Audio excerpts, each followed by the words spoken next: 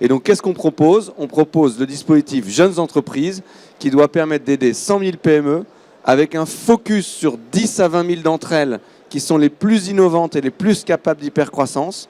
Donc, deux types qui seront des JEIC, Jeunes Entreprises d'Innovation et de Croissance, et JEIR, Jeunes Entreprises d'Innovation de Rupture. Donc ça, c'est notre Deep Tech. Et quand vous êtes labellisé JEIC ou JEIR, vous avez 4 types d'aides. C'est ce qu'on propose, hein. Ce n'est pas encore mis en place, mais j'espère qu'on arrivera à le mettre en place peut-être dès l'année prochaine. Aide pour embaucher, aide pour lever, aide en trésorerie et aide pour accéder à la commande publique, ce qui sont les 4 difficultés principales de nos entrepreneurs. Alors comment ça marche? C'est aide à embaucher, c'est une extension du dispositif JEI, pour ceux qui le connaissent, d'exonération de charges patronales sur les salariés en R&D.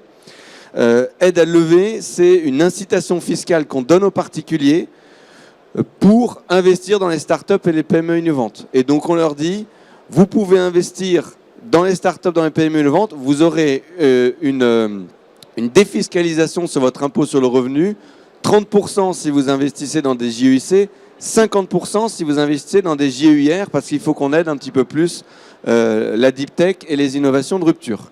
Troisième sujet, c'est aide en trésorerie. C'est de dire, si vous êtes JEIC, JEIR, vous êtes éligible à ce que j'appelle le CIR à la source.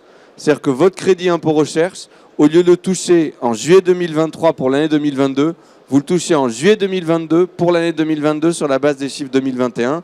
Et puis après, on ajuste chaque année comme l'impôt à la source.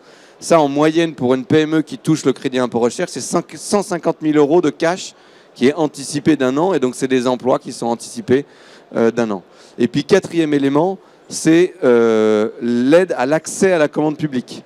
Vous connaissez le dispositif des achats innovants qui permet à l'acheteur public d'acheter jusqu'à 100 000 € avec une procédure simplifiée et sans mise en concurrence. C'est très peu utilisé. Ça fait peur aux acheteurs parce qu'il y a notamment des sujets de flou juridique sur ce qu'est un achat innovant. Ce qu'on propose, c'est de dire, on écrit noir sur blanc que quand on vous achetez, si un hôpital achète auprès d'une JEIC, JEIR, c'est éligible de facto au dispositif des achats innovants et on double le plafond de 100 000 à 200 000 €.